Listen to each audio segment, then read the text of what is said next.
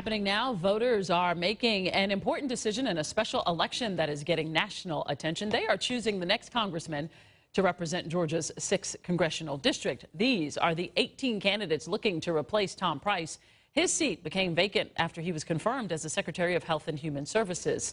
Channel 2's political analyst Bill Crane now joins us here live. So, Bill, early poll numbers show that Democrat John Ossoff has a big lead in what has been a Republican district for a very long time. Since its creation, since 1992, it's been held by Republicans: Newt Gingrich, Johnny Isakson, and Tom Price.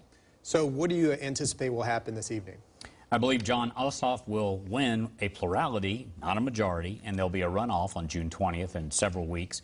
The question is, how big a plurality? 40% or less? The math doesn't look good for him in the runoff. 45% or more? He looks unstoppable.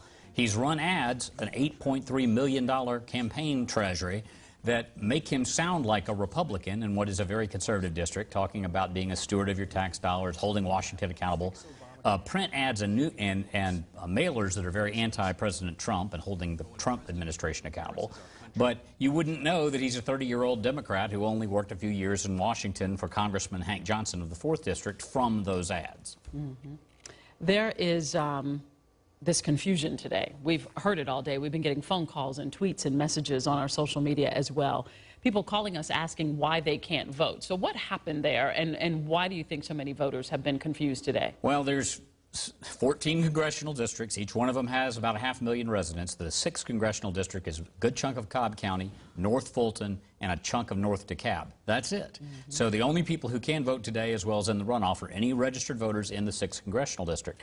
The problem is, when you're buying television and radio, you can't just buy North Fulton, North DeKalb, and Cobb. You have to buy the whole enchilada, which puts a lot of smiles on our faces here at Channel 2 and every other broadcast outlet. This is a record spend. The last special election was in 1998 for this seat in Metro Atlanta when Newt Gingrich stepped down as Speaker of the House and Johnny Isakson won that election. They don't happen very often. That's why you get the candidate list that looks more like Hollywood Squares game with 18 people, or a game of whack-a-mole running.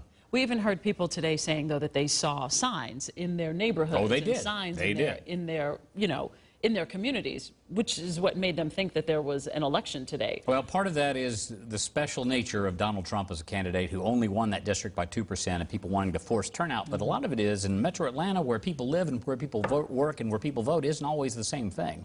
Residency is intent, not domicile. So your residency could be in one place, you could work in another, but you drive, and now you're on surface streets driving, not just the interstate, and you see a lot of yard signs on your way to work and home. All right, Bill, thank you very much. Even President Donald Trump firing off a bunch of tweets just in the past 24 hours. Tweets and robocalls. That's right. Now, Channel 2